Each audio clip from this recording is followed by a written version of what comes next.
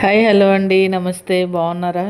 ఈరోజు నేను చికెన్ తొక్కు పచ్చడి చేస్తున్నానండి. చికెన్ పచ్చడి అయితే చేసుకున్నాను కానీ అది పెద్దగా నచ్చలేదు మాకు. ఈసారి చికెన్ తొక్కు పచ్చడి చేశాను. దానికి సంబంధించిన ఇంగ్రీడియంట్స్ అన్నీ కూడా చూపిస్తానండి. నిమ్మకాయలు, కారము, ఉప్పు, మసాలా దినుసులు, ధనియాలు, జీలకర్ర, దాల్చిన చెక్క, లవంగా అవన్నీ తీసుకోవాలండి. తర్వాత చికెన్ కూడా కడిగేసి బాగా ఒక బాండు పెట్టుకొని అందులో నీళ్లు పోసి పసుపేసి ఉప్పేసి దాన్ని ఉడికించాలండి. బాగా ఉడికించిన తర్వాత దాన్ని అది ఉడుకుతున్నప్పుడే మనం ధనియాలు, జీలకర్ర, కొంచెం మసాలాలు కొంచెం ఫ్రై చేసుకొని దాన్ని పక్కన పెట్టుకోవాలి. దాన్ని మిక్సీ ఆడుకొని ఫైన్ పౌడర్ చేయాలి, మెత్తగా పౌడర్ చేసి ఉంచుకోవాలండి.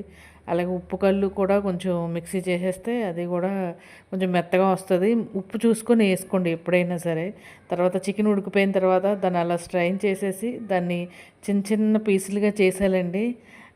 ఉల్లిపాయ ముక్కల్లాగా చేసేయాలి. మీరు చూస్తున్నారు కదా, అలాగే ఉంటుంది.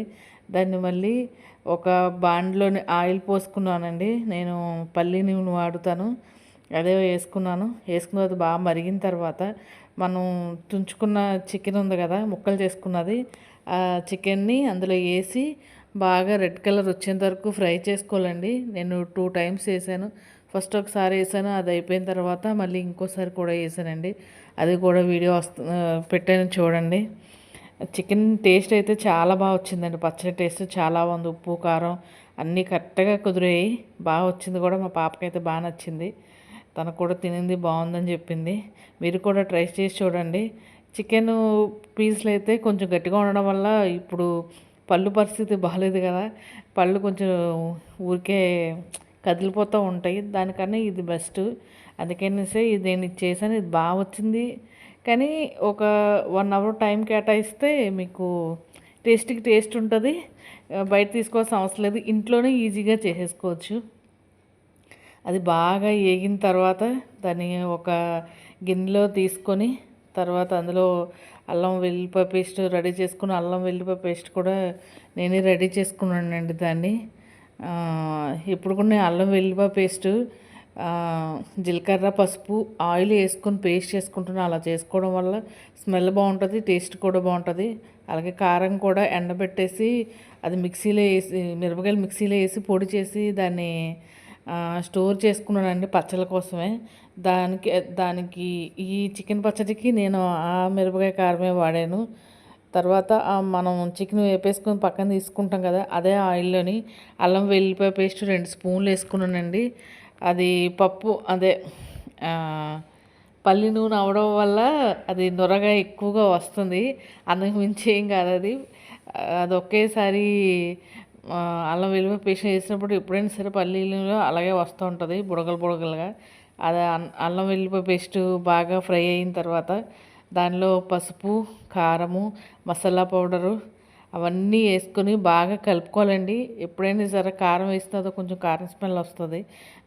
ఆ కారం స్మెల్ తగ్గేంత వరకు సిమ్లో పెట్టుకొని బాగా వేపుకొని, ఆ తర్వాత మనం తీసుకున్న చికెన్ ఉంది కదా, ఆ చికెన్ అంతా కూడా మనం బాగా కలిపేసుకొని దాన్ని రెడీ చేసుకోవాలండి.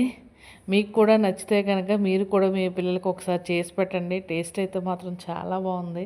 1 కేజీ అయితే చక్కగా మరీ ఎక్కువ టైం ఏం పట్టదు, ఈజీగా అయిపోద్ది. మీరు కూడా ట్రై చేయండి. కారం వేసిన తర్వాత అది బాగా కలపండి, అడుగు పట్టకుండా ఉంటుంది.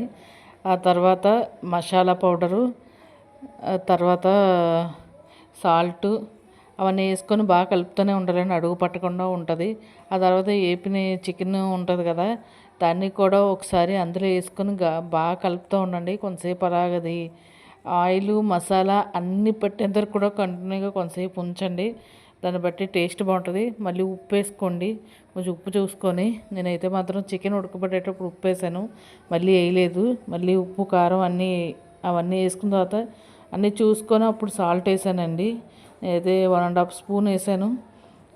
కరెక్ట్గా సరిపోయింది. ఒక 5 నిమ్మకాయలు కూడా కట్ చేసి అది నిమ్మకాయ రసం తీసుకుని అది కూడా రెడీ చేసుకుని ఉంచుకున్నానండి. అది చల్లారిన తర్వాత, బాగా చల్లారిపోయిన తర్వాత అప్పుడు కలుపుకున్నాను దాన్ని. అది మీరు ఒక 4 అవర్స్ 3 అవర్స్ వదిలేస్తే దానికి చికెన్కి మొత్తం ఉప్పు కారంగా బాగా పడుతుంది. చల్లారిపోయిన తర్వాత నిమ్మకాయ రసం వేసుకోవడం వల్ల అది చేదన్నది కూడా రాదు. అప్పుడు మళ్ళీ ఒకసారి అన్నంలో కలుపుకొని చూసుకుని ఏమైనా ఉప్పు తక్కువైతే అప్పుడు మళ్ళీ సాల్ట్ కావలిస్తే మళ్ళీ వేసుకోండి, బ్యాలెన్స్ అయిపోద్ది. టేస్ట్ మాత్రం బాగా వస్తుందండి. మీరు కూడా ట్రై చేయండి. ట్రై చేసిన తర్వాత మళ్ళీ కామెంట్ చేసి చెప్పండి ఎలా ఉన్నదని. నేను చేసిన ఈ చిన్న వీడియోని మీరు లైక్ షేర్ చేయండి. ఉంటానండి, బాయ్.